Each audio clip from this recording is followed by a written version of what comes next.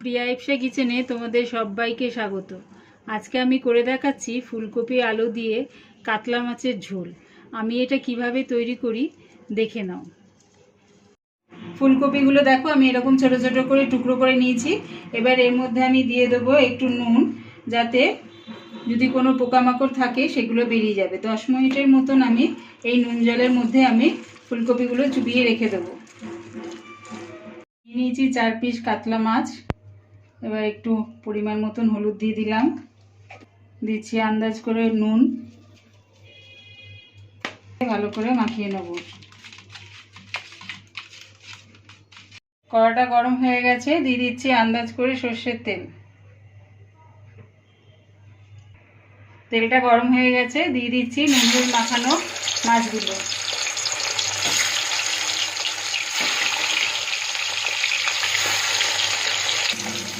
মাছটা একদিকটা ভাজা হয়ে গেছে, এবার আরেক দিকটা উল্টিয়ে দিলাম।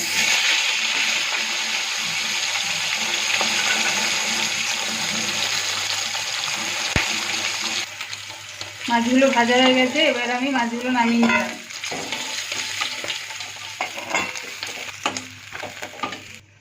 ওই তেলে দিয়ে দিচ্ছি ফুলকপিগুলো।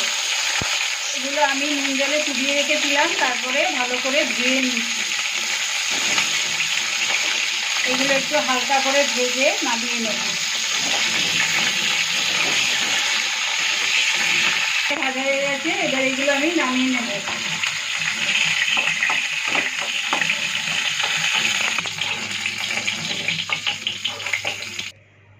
ওই তেলে দিয়ে দিচ্ছি সাদা গোটা জিরে, দিয়ে দিলাম লম্বা লম্বা কেটে রাখা আলুগুলো,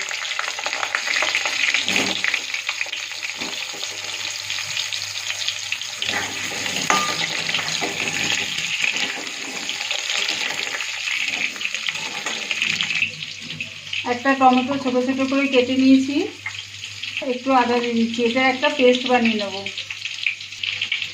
দিচ্ছি সামান্য একটু জল, দিয়ে দিলাম টমেটো আর আদার পেস্টটা।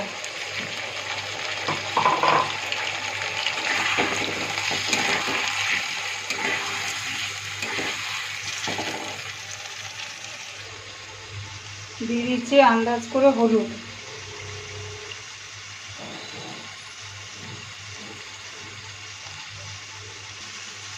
এক চামচ জিরের গুঁড়ো, আর দিলাম লঙ্কার গুঁড়ো। যে যেরকম ঝাল খাও সেই অনুযায়ী লঙ্কার গুঁড়োটা দিয়ে দেবে।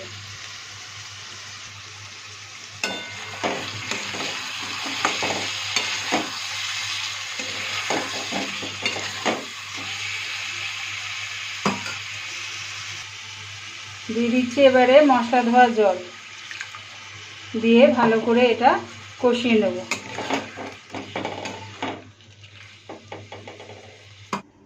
দিয়ে দিলাম পরিমাণ মতো নুন।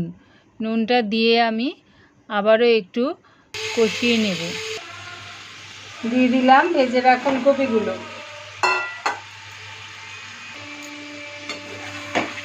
দিয়ে আবারও একটু নাড়িয়ে চাড়িয়ে দিচ্ছি।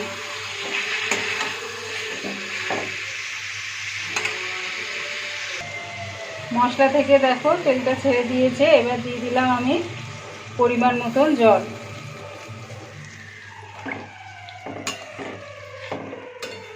ঝোলটা হয়ে গেছে, দেখো আলুগুলো সিদ্ধ হয়ে গেছে।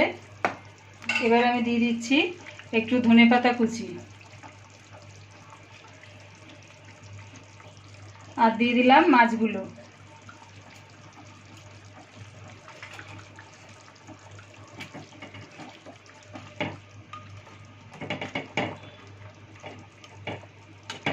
একটুখানি ফুটিয়ে আমি এটা নামিয়ে নেব।